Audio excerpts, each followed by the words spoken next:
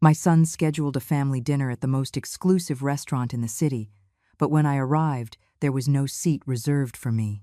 My daughter-in-law, Victoria, smiled with contempt and told me that perhaps a cheaper place would be better for me. I began to laugh, a laugh that came from the depths of my wounded soul. Everyone looked at me as if I had lost my mind. Then I walked over to the owner and asked for the best available table. His eyes lit up when he saw me. Elias, my trusted partner of 15 years, approached immediately. My sons didn't know that this elegant restaurant where they had just humiliated me was mine, that every dish they served, every glass of wine they drank, every cent they spent went directly into my bank account. I am Teresa. I am 69 years old, and I have just discovered the true face of the children for whom I sacrificed my entire life. I was widowed at 30 with 3 young children, Daniel, Mark, and my little Elena, who died of pneumonia because I didn't have money for a private hospital. From that day on, I swore my sons would never want for anything. I worked as a housekeeper for 40 years. 40 years washing, ironing, cleaning other people's houses, while my hands cracked and my back stooped. 40 years of getting up at 5 in the morning to make them breakfast before I left for work. While other mothers took their children to the park, I scrubbed strangers' bathrooms. While they enjoyed family vacations, I worked extra weekends to pay for their school field trips. I paid for private university for both of them. Daniel studied business administration, Mark engineering. I bought them their first cars. I gave them the down payment for their condos. I paid for their lavish weddings. I gave them the life I never had, the life I dreamed of but sacrificed for them. Daniel graduated and got a job at a major bank. He married Victoria, a cold woman who saw me as a threat from day one, as if I were going to take something she considered hers. Mark followed in his brother's footsteps. He was always weaker, always needing someone else to make decisions for him. 6 months ago, I retired, officially. Because the truth is, for 15 years, I stopped depending solely on my housekeeper's salary. But they don't know that. Nobody knows. I prefer they believe I'm a poor, dependent old woman. It's better to see people's true colors when they think you have nothing to offer. Victoria called me last Tuesday with that sweet, fake voice she uses when she needs something. Teresa, dear mother-in-law, we've organized a family dinner to celebrate Daniel's promotion at the bank. It will be at the Terrace, you know the place, Saturday at 8. Of course, I knew it. Better than she could ever imagine. I arrived on time, as always, dressed in my best clothes, which to them were still the clothes of a housekeeper. I approached the table, where they were all seated. Daniel, Victoria, Mark, and his girlfriend Sarah. There were 5 occupied chairs and none free. "Excuse me," I said. "I think there's a chair missing." Daniel looked up from his wineglass and gave me an expression I had learned to recognize all too well. That mix of annoyance and embarrassment that always appeared when I was present in front of his friends or colleagues. "Mom," he said, "we thought maybe it would be better if you had dinner somewhere else. This restaurant is quite exclusive. We don't want you to feel uncomfortable." Victoria nodded with a smile that didn't reach her eyes. "Exactly, Teresa. Perhaps a cheaper place would be better for you. Something more appropriate for your situation." The words hit me like slaps to the face. Mark said nothing, just looked away. A coward, as always. Sarah looked uncomfortable, but didn't dare contradict Victoria. The other guests lowered their heads, ashamed of the spectacle they were witnessing. Then I began to laugh. A laugh that started softly and grew louder, deeper, until the entire restaurant fell silent, looking at me. Daniel watched me with a mixture of confusion and panic, as if he had suddenly realized something was terribly wrong. Victoria frowned, clearly annoyed that her plan to humiliate me wasn't going as expected. I walked slowly toward the host stand, where Elias was waiting for me with that professional smile I knew so well. "Excuse me," I said, loudly enough for everyone to hear. "I would like the main table, the one in the center of the room." Elias nodded immediately. "Of course, Mrs. Teresa. Your usual table is ready." The silence that followed was deafening. I saw Daniel's eyes go wide as dinner plates, Victoria turn pale, and Mark drop his fork on the floor. Because what they didn't know, what they never bothered to ask, was that Teresa, the housekeeper, had secrets that could destroy their world of lies and appearances. 15 years ago, while they were busy building their perfect lives with the money I gave them, I began to invest my savings. Not in just anything. I invested in properties, in businesses, in places like the Terrace, the exclusive restaurant where they had just told me I didn't belong. But let's leave that for later. First, you need to understand who these people I call my sons really are. Daniel, my firstborn, the one I held in my arms during feverish nights when I had no money for a private doctor. The same one who now wears $1,000 suits and is ashamed to introduce me to his colleagues from the bank. Victoria, his wife, comes from a middle-class family that always believed they were better than they were. When she married Daniel, she thought she had won the lottery. A successful man, with a good job, with property. What she didn't know was that everything Daniel had was given to him by his mother, the housekeeper. I paid the down payment on their condo. I bought his first car. I financed their honeymoon in Europe. Mark, my baby, the more sensitive one, who used to cry when I came home late from work. Now he's a 35-year-old man who can't make a decision without first consulting his older brother. His girlfriend, Sarah, is a sweet girl, but weak. She doesn't have the personality to stand up to Victoria when she decides to humiliate her mother-in-law. For years, I was the perfect future grandmother for their children, the one who would babysit for free, cook on Sundays, and always be available whenever they needed me. But now that I was retired, now that, according to them, I no longer produced money, I had become a burden, an embarrassment to be hidden. Last week, Daniel visited me at my apartment. "Mom," he said, "Victoria and I have been talking. We think it would be better if you moved to a smaller place, something more affordable. We could help you find a nursing home that's nice, but not too expensive." A nursing home. After 40 years of sacrifice, after giving them everything I had and didn't have, they wanted to put me in a nursing home so they could go on with their lives without the burden of a mother who was no longer useful to them. Mark agreed, of course. "It's for the best, Mom. You'll be surrounded by people your age. You'll have activities. You won't be alone in that big apartment." What he didn't say was that my apartment, which they considered too big for me, was the same one where I raised them. The same one where I spent sleepless nights when they had fevers. The same one where I cried in silence so they wouldn't hear me after working 16 hours straight. That night, after they left, I sat in my kitchen and made a decision. If they wanted to treat me like a stranger, as if I hadn't sacrificed my entire life for them, then it was time they met the real Teresa. Not the submissive housekeeper they had taken for granted for decades, but the woman who had managed to build an empire in secret while they thought she was a poor, helpless old woman. Because you see, dear sons, while you were spending the money I gave you, I was investing the rest. While you were building your lives of appearances, I was building my future. And that future included owning several businesses in the city, including the restaurant where they had just humiliated me. The expression on Daniel's face when Elias personally escorted me to the main table was something I will never forget. His eyes darted frantically between the manager and me, as if trying to solve an impossible puzzle. Victoria had completely lost her arrogant smirk and was now looking at me with a mixture of confusion and growing terror. I sat at the best table in the restaurant, the one normally reserved for celebrities and important politicians. Elias snapped his fingers, and 3 waiters appeared immediately. "The premium wine list, Mrs. Teresa?" he asked with the deference shown only to the true owners. "Of course, Elias. And also bring a bottle of the 2010 Chateau Margaux for the table over there, on the house." I pointed to where my sons were sitting. Their faces now reflected absolute panic. Daniel rose from his chair and walked toward my table with hesitant steps. "Mom," he whispered, "what's going on here?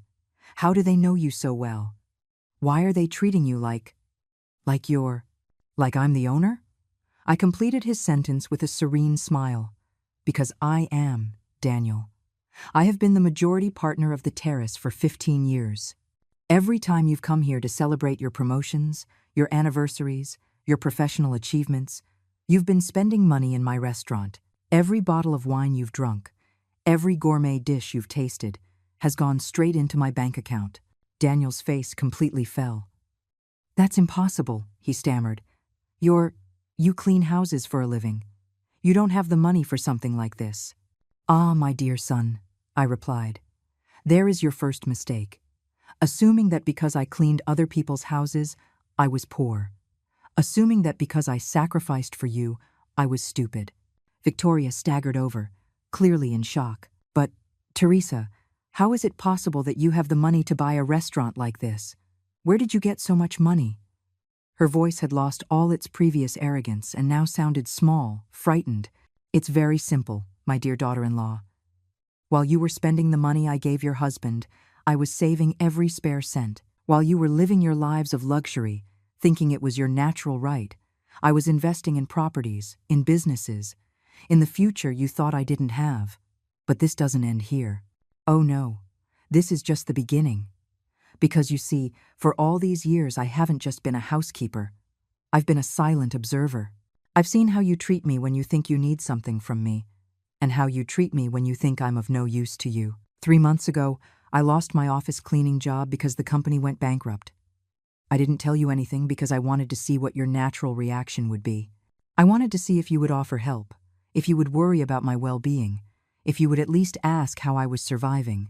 Instead, you took advantage of what you thought was my vulnerability to try and get rid of me. Daniel, do you remember our conversation last week? You suggested a nursing home. You told me it would be better for me to be surrounded by people my age. What you were really telling me is that you wanted me out of your life because you no longer considered me useful. Mark finally found the courage to approach our table. Mom, he mumbled, we didn't mean to. We thought it would be better for you. I cut him off with an icy stare. Mark, dear, for 40 years I have known exactly what was best for me, working until I was exhausted so you could have everything you wanted, sacrificing my dreams so you could pursue yours. But apparently, when it comes to deciding about my own life, I'm suddenly too senile to know what's good for me. Elias discreetly leaned in close to my ear. Mrs. Teresa, there are journalists at the entrance. It seems someone leaked that you are here. Perfect, I whispered back. Let them in. It's time the whole city knew who the real Teresa is. Victoria's eyes filled with tears of pure panic. Teresa, please, she begged. Don't make this public. Daniel could lose his job at the bank if it gets in the papers that… That what, Victoria? That he humiliated his own mother in public? That he tried to kick her out of a restaurant she owned? That he treated her like a beggar after she financed his entire education and lifestyle? But don't worry, my dear daughter-in-law. This is just getting started. Because it turns out the terrace isn't my only investment. I have other businesses, other properties, other surprises you can't even imagine. And now that you've shown your true colors, now that you've made it clear what you really think of me, it's time for you to learn the consequences of underestimating the woman who gave you life. The journalists swarmed into the restaurant like an avalanche. Cameras, flashes, microphones pointed toward our table. Daniel tried to hide behind his napkin, but it was too late. Victoria covered her face with her hands, desperately whispering that this would ruin her social reputation. Mark just stood there paralyzed, as he always did when things got complicated. Mrs. Teresa, a reporter shouted, is it true that you are the owner of the terrace and other exclusive establishments in the city? I stood up with the dignity I had lost during decades of silent humiliations. That is correct. I have been the majority partner of this restaurant for 15 years. I also have investments in other businesses that my children were completely unaware of. But that's not the most interesting part of this story, another journalist continued. We've been informed that just a few minutes ago, your own sons tried to throw you out of the restaurant, claiming you didn't fit in at such an exclusive place. My smile widened. Exactly. My sons, for whom I sacrificed 40 years of my life, believed they had the right to publicly humiliate me in my own establishment. The cameras immediately turned to Daniel and Victoria. Sir, is it true that you tried to kick your mother out of the restaurant? They asked Daniel. His face was completely red, a mixture of shame and terror. We didn't know. It was a misunderstanding. It was no misunderstanding, I interrupted with a clear, firm voice. It was a calculated humiliation. They told me to find a cheaper place, more appropriate for my situation. They suggested McDonald's as a more suitable alternative for my social standing. All of this in front of other diners, to maximize my embarrassment. The journalist's outrage was palpable. One of them turned directly to Victoria. Ma'am, what do you have to say about the fact that you suggested your mother-in-law, who apparently financed your family's lifestyle, should eat at McDonald's instead of joining you for a family dinner? Victoria stammered incomprehensibly. I, we, it wasn't our intention. We thought she would be more comfortable. Her words sounded pathetic even to her. I had seen her use that same emotional manipulation tactic on me for years, but in front of the cameras, she was exposed for what she truly was, a cruel and calculating woman. But wait, there's more, I told the reporters. 1 week ago, these same sons, who humiliated me publicly today, came to my home to suggest that I move into a nursing home. According to them, it would be better for me to be surrounded by people my age, instead of living alone in an apartment that was too large for a retired housekeeper. The cameras perfectly captured the look of horror on Mark's face. "Mom, please," he begged. "Don't say that on television. They'll think we're monsters." "You are," I replied without hesitation. "You are exactly that, monsters that I created without realizing it, by giving you everything without teaching you the value of sacrifice." Mrs. Teresa, a veteran journalist, asked, "How long have you been planning this revelation?" The question made me smile bitterly. I didn't plan it. For years, I kept my investments a secret because I wanted to protect my children from the envy and problems that money can bring. I wanted them to build their own lives based on their merits, not on my wealth. But when I lost my job 3 months ago and told them nothing, when I watched how they reacted, believing I was in a vulnerable situation, when I saw that their first response was to try and get rid of me instead of offering support, I understood that I had raised 2 strangers, 2 people who only valued me for what I could give them, not for who I was. Daniel tried to approach me, probably to do some damage control, but Elias discreetly stepped in his way. The manager had worked with me long enough to understand that this confrontation had been brewing for years, and he was not going to let anyone interrupt it. "Ma'am," they asked Victoria, "did you know that your mother-in-law had these properties and investments? Why do you think she never mentioned it?" Victoria looked at Daniel for help, but he was too busy trying to avoid the cameras. We always thought Teresa was just a housekeeper. She never told us she had money." "Exactly," I confirmed. "I never told you because I wanted to see who you really were when you thought I had nothing to offer. And now, I know. Now I know that the filial love I thought existed was actually financial dependence disguised as affection." A young journalist raised his microphone. "Mrs. Teresa, what will happen now with your family relationship?" My answer was clear and definitive. There is no family relationship to save. They made their decision when they chose to humiliate me publicly. I am making mine now. From this moment on, Daniel and Mark are no longer my sons, and Victoria is no longer part of my family. The silence that followed was sepulchral. The cameras perfectly captured the moment when 2 adult men realized they had just lost not only their mother, but also the secret financial support that had sustained their lives for decades. The news went viral in a matter of hours. Videos of the confrontation in the restaurant circulated on all social media platforms with titles like "Housekeeper Reveals She's a Millionaire After Her Sons Humiliate Her" and "A Betrayed Mother's Perfect Revenge." The comments were merciless toward Daniel and Victoria. People were outraged by the level of cruelty shown to a mother who had sacrificed everything for her children. The next day, Daniel received a call from his boss at the bank. The institution couldn't afford to have employees involved in public scandals of family mistreatment. His image was completely destroyed, and his position at the bank was untenable. He was suspended indefinitely while they evaluated his future with the company. Victoria faced even worse consequences. Her high-class social circle completely repudiated her. The wives of Daniel's colleagues, who used to invite her to their exclusive luncheons and charity events, now avoided her as if she were radioactive. Her membership at the tennis club was revoked, and her name was removed from the lists of the city's most important charity galas. Meanwhile, I checked into the most luxurious hotel in the city, the same one where years ago I cleaned rooms as a housekeeper. Now I occupied the presidential suite, looking out over the city from the 30th floor, planning my next moves with the coldness of a military strategist. Mark tried desperately to call me. His voicemails were pathetic. "Mom, please, forgive us. We didn't know what we were doing. We can fix this. We're family." But real family doesn't humiliate you in public. Real family doesn't abandon you when they think you're no longer useful. Real family doesn't suggest nursing homes as a solution to their own shame. My lawyer, Ezekiel Vance, arrived at the hotel on Tuesday morning with a satisfied smile. "Teresa," he said, "I've reviewed all the documents you asked for. Indeed, both Daniel and Mark are listed as beneficiaries of several of your investments and properties. The condo where Daniel lives, the car he drives, even his savings account, has automatic monthly contributions from you that they were unaware of." "Perfect," I replied. "I want you to cancel all those benefits immediately. Let them support themselves, like the independent adults they claim to be." Ezekiel nodded, clearly enjoying the case. "I've also been investigating their personal finances. Without your secret contributions, Daniel won't be able to maintain his lifestyle for even 3 months.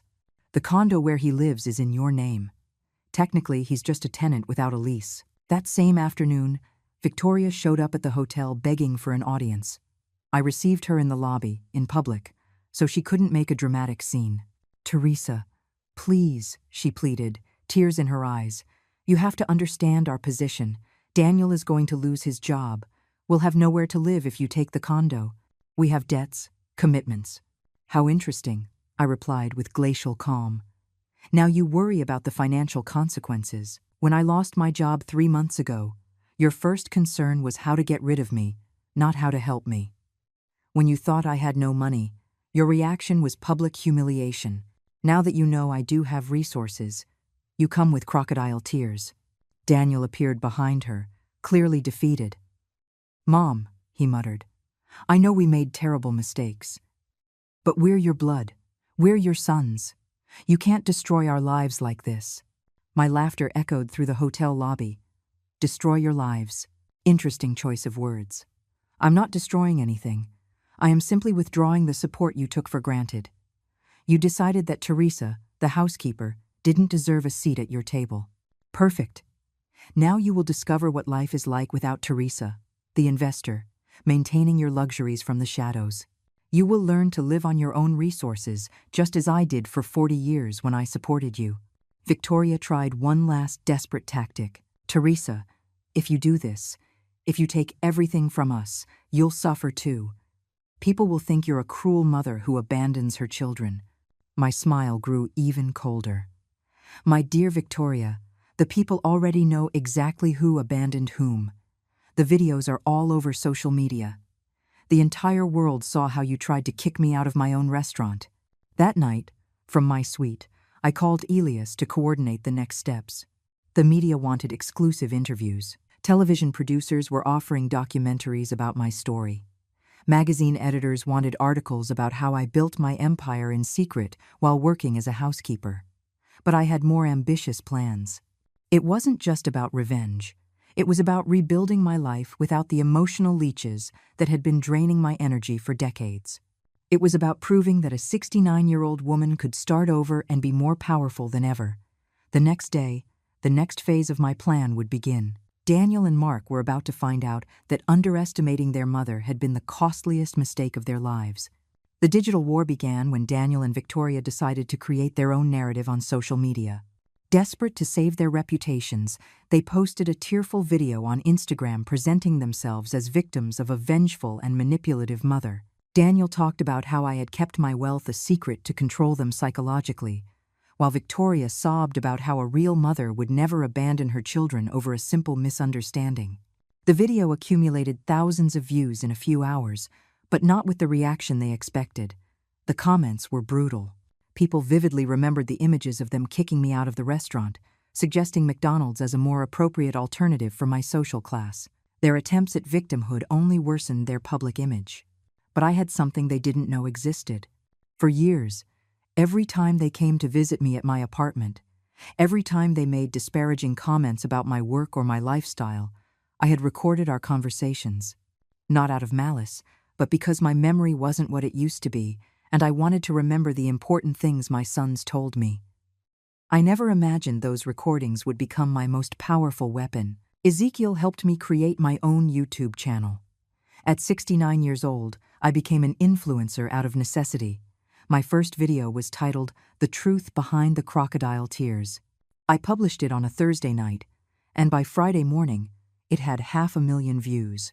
In the video, I played audio recordings where Daniel told me verbatim that I was a financial burden, where Victoria mocked my cheap clothes in front of her friends, where Mark suggested it would be better for everyone if I moved far away because my presence embarrassed them when important guests visited. The most devastating recording was from 3 weeks before the restaurant incident. Daniel had come to my apartment supposedly to visit, but in reality, he wanted to go through my finances to calculate how much it would cost to keep me in a nursing home.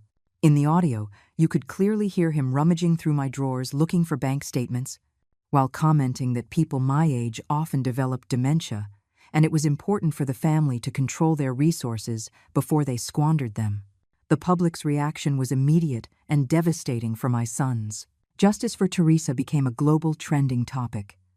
Thousands of people shared their own stories of ungrateful children, sacrificed parents, and dysfunctional families. My story had touched a universal nerve of family pain. International media began to call me. CNN wanted an exclusive interview. Univision offered me a 1-hour special. Netflix approached me with a proposal for a documentary about my life. Suddenly, Teresa, the housekeeper, had become a global symbol of maternal dignity and generational justice. Meanwhile, the consequences for Daniel and Victoria multiplied exponentially. The bank where Daniel worked issued a public statement completely disassociating itself from him. They couldn't afford to have their corporate name associated with someone who had publicly humiliated his elderly mother. His dismissal became final. Victoria lost her part-time job at an art gallery. The owners, a wealthy elderly couple, were personally offended by her behavior toward me. Her social circle had completely excluded her. None of her former friends answered her calls. Mark tried to publicly distance himself from his siblings, posting a video where he apologized and claimed he had been against mistreating me from the beginning. But I had recordings of him actively participating in conversations about sending me to a nursing home, where he laughed at my attempts to dress nicely for their family events. His apology video went viral for the wrong reasons. People ridiculed him for being a coward, for trying to save himself by throwing his siblings under the bus, for lying so brazenly when audio proof of his complicity existed. Sarah, his girlfriend, broke up with him after the scandal affected her job as a teacher. The parents of her students didn't want their children educated by someone associated with a family that mistreated the elderly. The social pressure became unbearable for her. On Friday night, I received a desperate call from all 3 of them. They had lost everything: jobs, relationships, reputations, social circles. They begged for a meeting to try and reach some kind of agreement. They wanted me to take down the recordings, to make a joint video talking about family reconciliation, to stop the media campaign that, according to them, was destroying their lives. I told them we could meet on Saturday, at the terrace, at my restaurant, on my territory, under my terms.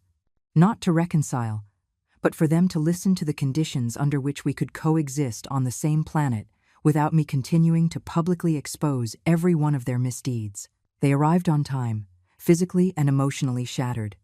Daniel had lost 20 pounds in 1 week. Victoria had deep dark circles under her eyes and had completely abandoned her pretensions of elegance. Mark looked like a ghost of his former self.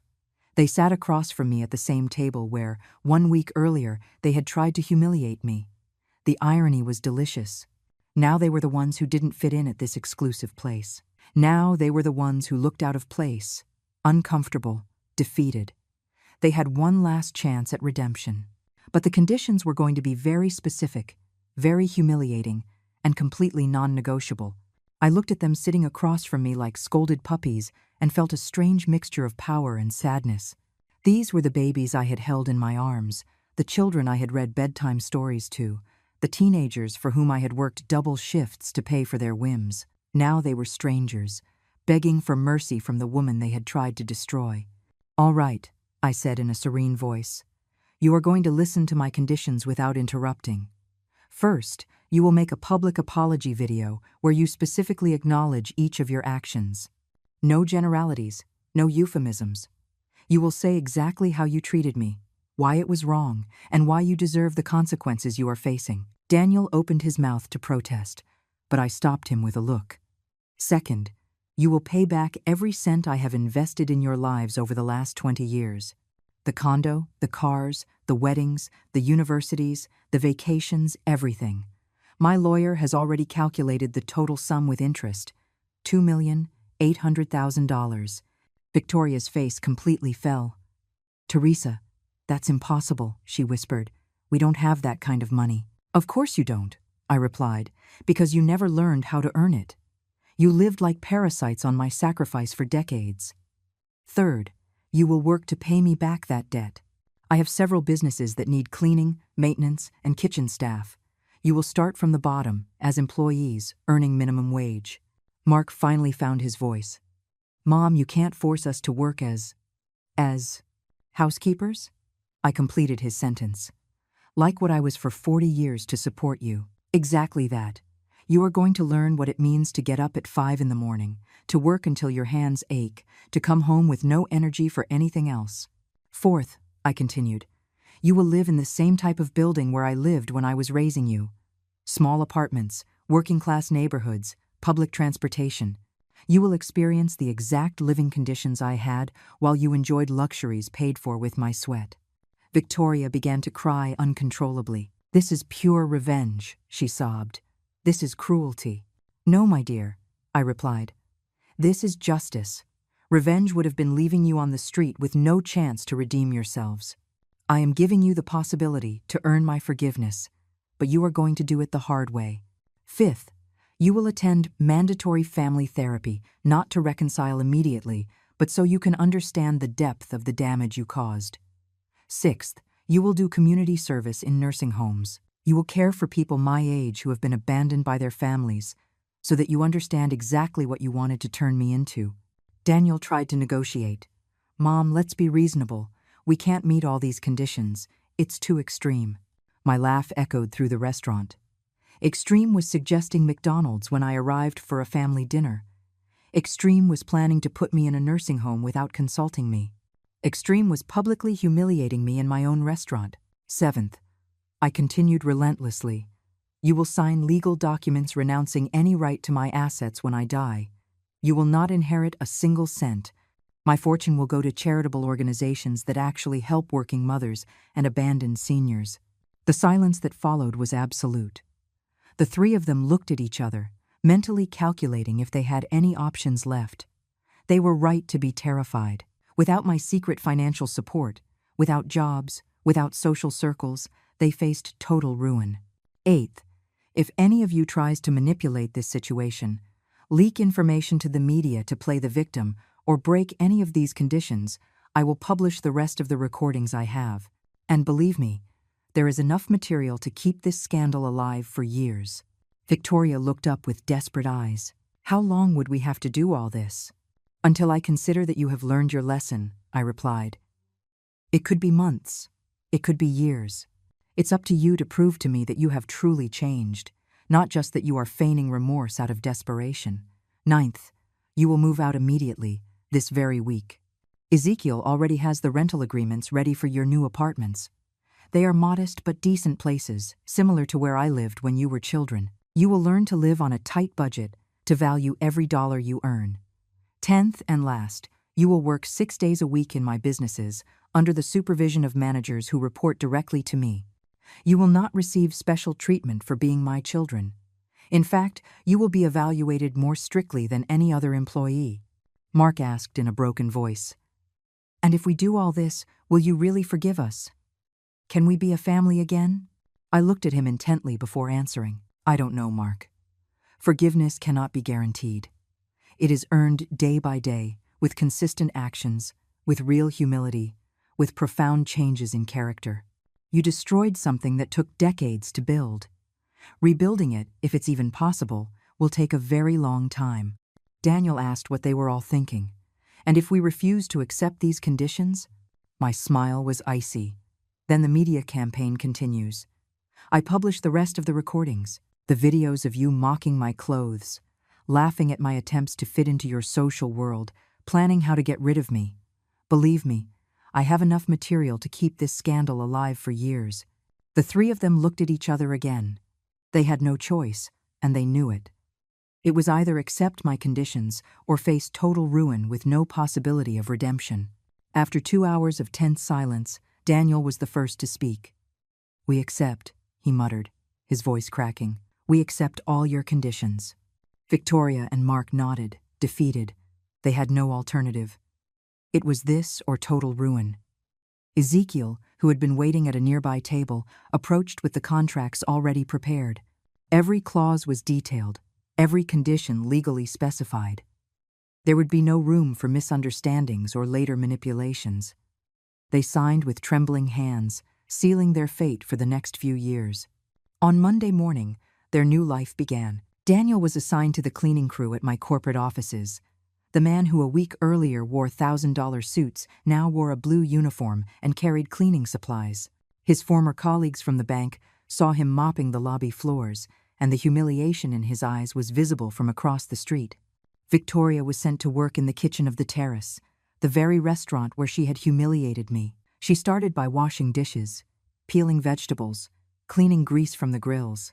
Her hands, which had once only known expensive creams and weekly manicures, were now chapped from industrial detergent and nicked by kitchen knives. Mark was assigned to the maintenance of my real estate properties. He repaired pipes, painted walls, trimmed gardens. The physical labor left him exhausted at the end of each day. For the first time in his life, he understood what it meant to earn money by the sweat of his brow. The first few weeks were brutal for them. Their bodies weren't used to intense physical work. Daniel complained of back pain from bending over to clean floors. Victoria cried in secret over the hot oil burns on her arms. Mark developed calluses on hands that had previously only known computer keyboards. But the hardest part wasn't the physical work. It was the constant social humiliation. Customers at the Terrace recognized Victoria from the viral videos, and some took pictures of her washing dishes. The images circulated on social media with mocking comments about the fall of the woman who thought she was too elegant for her mother-in-law. Diego faced the morbid curiosity of his ex-colleagues. Some would walk by the building just to see him mopping, to confirm that the successful bank executive was now working as a janitor. His pictures appeared in group chats with messages like, "Look how the guy who kicked his mom out of her own restaurant ended up." Meanwhile, I moved into a mansion in the most exclusive neighborhood in the city, a property I had bought years ago but had never lived in because I didn't want to arouse suspicion about my true financial situation. Now, free from maintaining the facade of a poor housekeeper, I could live openly according to my true means. The house had 10 bedrooms, sprawling gardens, a swimming pool, and a panoramic view of the city. It was everything I had dreamed of during those decades of living in small apartments and working in other people's houses. For the first time in 40 years, I had housekeepers working for me, instead of being the one working for others. I hired Maria, a 50-year-old woman who had lost her job during the pandemic and needed an opportunity. Unlike how my children treated me, I treated her with respect. I paid her a fair wage, gave her health benefits, and provided a comfortable room on the property. I wanted to prove that economic power didn't have to turn people into monsters without empathy. My international television interviews continued to make an impact. I appeared on shows with Oprah, Ellen, and several CNN specials. My story inspired millions of older women who felt invisible or devalued by their families. I received thousands of letters from women telling me their own experiences of unrecognized maternal sacrifice. I established a foundation called Invisible Mothers, which provided legal and financial support to older women facing family abandonment or economic abuse from their adult children. The response was overwhelming. Apparently, my situation was far more common than society wanted to admit. After 2 months of forced labor, my children requested a meeting. They wanted to show me they were changing, that they had learned their lesson. I received them in my new house, in the main living room overlooking the garden. It was important for them to see the contrast between my new, prosperous life and the modest conditions in which they now lived. They arrived tired, with chapped hands, stained work clothes, and a humility I had never seen in them. Daniel spoke first. "Mom, these last 2 months have been the hardest of our lives. We understand now what your work meant, the sacrifice you made for us. We never truly valued it." Victoria, with genuine tears this time, added, "Teresa, I know I was cruel to you. I know I treated you as if you were less than us. Now that I'm working in the kitchen, seeing how hard that work is, I understand I should never have looked down on what you did." Mark, the most broken of the three, could barely speak. "Mom, forgive me. I was a coward who failed you when you needed me most. I don't know if you can ever forgive me, but I want you to know that every day I work, I think about how to repair the damage I caused." I listened in silence, evaluating whether their words were sincere or just another desperate manipulation. Time would tell. 6 months after that meeting, something had genuinely changed in my children. It wasn't just the physical exhaustion of hard work, but a deeper transformation in their character. Daniel had developed a real humility he had never possessed. When he cleaned the offices, he greeted all the employees respectfully, from the executives to the security guards. He had learned that honest work, no matter what it was, deserved dignity. Victoria had become one of the most dedicated employees at the terrace. The chefs respected her because she never complained, arrived early, and stayed until everything was perfectly clean. She had learned to value every dollar she earned, because she now knew exactly how much effort it took to get it. Mark had found an unexpected calling in maintenance. He discovered he had manual skills he had never developed and a genuine satisfaction in fixing broken things. His coworkers respected him because he didn't act superior to them, despite his university education. But the most significant change occurred when they began their community service in the nursing homes. Seeing people my age abandoned by their families showed them a painful mirror of what they had been on the verge of doing to me.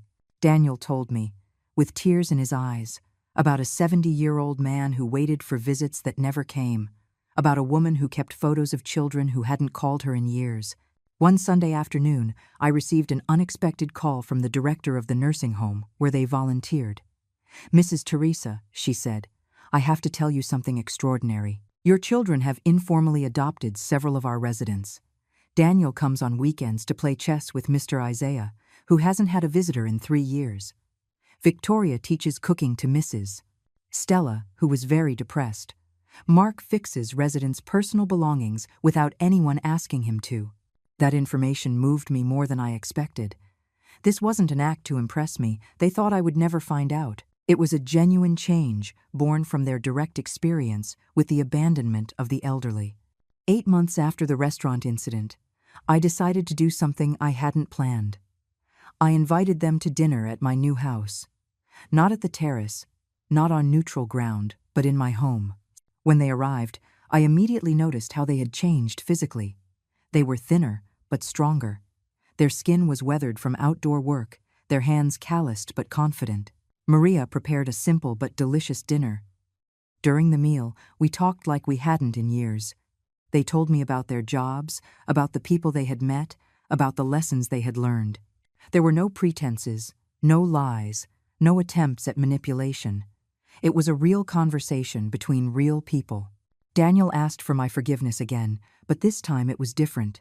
"Mom," he said, "I'm not asking you to forgive me because I need your money or want my old life back. I'm asking for forgiveness because I finally understand the damage I caused. I understand that I robbed you of the dignity you had earned with 40 years of sacrifice." Victoria added something that surprised me. "Teresa, I've been thinking about changing my career. I want to formally study culinary arts. Working in your restaurant's kitchen showed me a passion I never knew I had. I don't want to go back to being the superficial woman I was before." Mark was the most honest of all. "Mom, I know I'll probably never fully regain your trust, but I want you to know that these past months have been the first in my adult life where I feel proud of who I am. Honest work has given me a self-esteem I never had when I was living off your money." At the end of the dinner, I made a decision I had been contemplating for weeks. I told them they could stop working in my businesses if they wanted. They had completed 8 of the 12 months I had originally set, but their transformation was evident. To my surprise, however, all 3 asked to continue. Daniel wanted to keep working as a janitor until he completed the full year. Victoria asked to stay in the kitchen at the terrace while she studied culinary arts. Mark wanted to continue with maintenance because he had found his true calling. 1 year after the incident that changed our lives forever, we organized a real family dinner, this time at the terrace, but in the restaurant's kitchen, not the elegant dining room.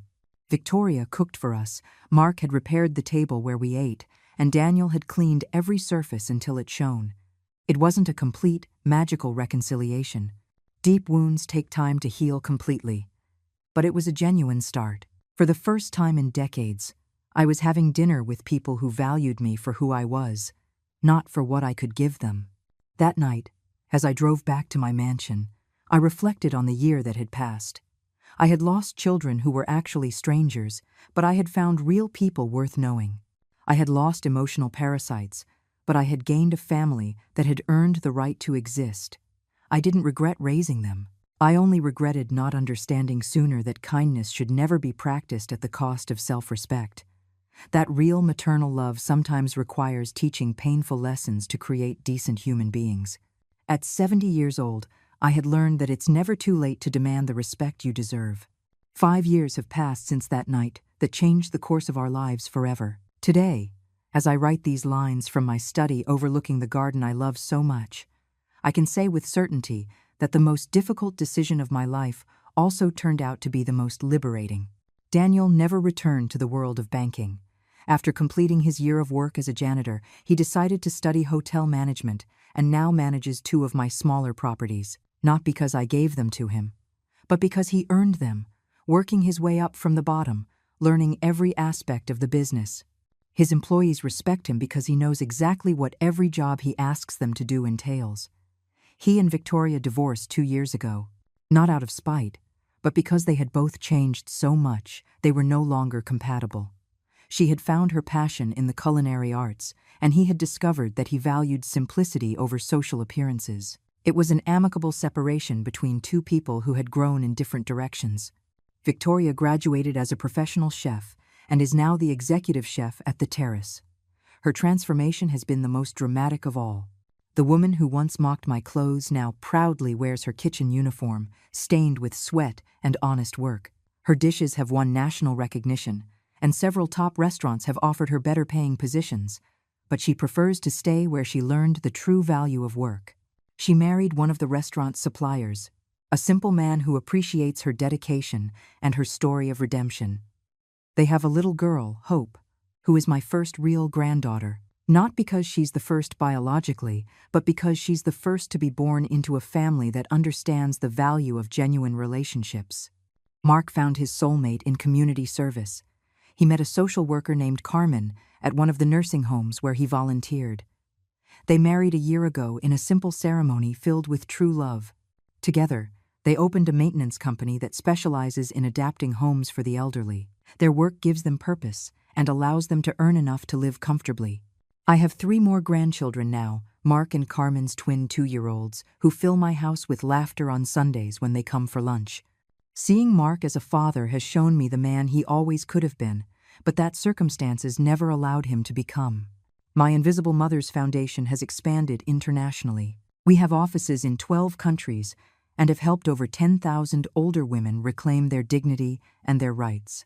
The case I'm most proud of is that of an 80-year-old woman in Colombia whose children had her committed against her will to take her house. Our lawyers not only recovered her property but also set a legal precedent that protects other seniors in similar situations. I have written 3 books about my experience. The first, The Invisible Housekeeper, became an international bestseller and was adapted into a Netflix series. The rights to the story have generated millions of dollars that go directly to the foundation. It's ironic to think that the story of my humiliation became the source of dignity for thousands of other women. Maria, my housekeeper, has become much more than that. She is my housemate, my confidant, my chosen family. When her grandchildren come to visit, my house is filled with a joy I never experienced when my own sons were young, because this is a relationship based on mutual respect, not obligation or guilt. At 74 years old, my health is excellent. I do yoga every morning in my garden, swim in my pool, and travel frequently, giving talks on dignity in old age and healthy family relationships. I have more energy now than when I worked as a housekeeper, because I am finally living for myself, not just for others. My sons and I have dinner together once a month, not out of obligation, but because we genuinely enjoy each other's company. Our conversations are real, our laughter is sincere, and our love is earned, not taken for granted. When Hope calls me Grandma Terre, with that smile that lights up the whole room, I feel a connection I never had with the abstract idea of being a grandmother. The restaurant where it all began has become a symbol of second chances. We have a policy of hiring people who have gone through hardship, single mothers, older people who lost their jobs, ex-convicts looking to reintegrate into society. The terrace is not just a prosperous business, it's a community of people who understand the value of earned dignity. Elias, my trusted partner, retired last year. At his farewell party, he told me something I'll never forget.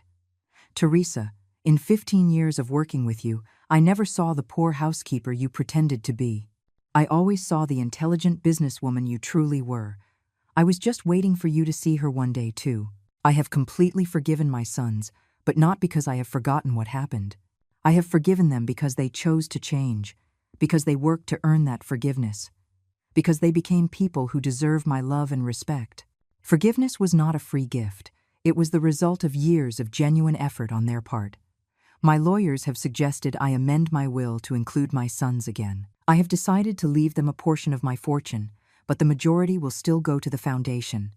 They have learned to live on their own resources, and that independence has made them stronger. This morning, as I ate breakfast on my terrace, I reflected on the question all journalists ask me: do I regret taking such drastic measures? The answer is still no. Sometimes real love requires making decisions that seem cruel but are necessary for growth. I don't regret raising them. I only regret not understanding sooner that kindness should never be practiced at the cost of self-respect, that respect is not automatically given for being a mother. It is earned with consistent actions, that it's never too late to demand the dignity one deserves. I always tell new mothers, love your children enough to teach them that relationships require reciprocity, that love without respect is disguised manipulation, and that your value as a person does not depend on how much you are willing to sacrifice. Today, I am a whole woman, not just a sacrificed mother.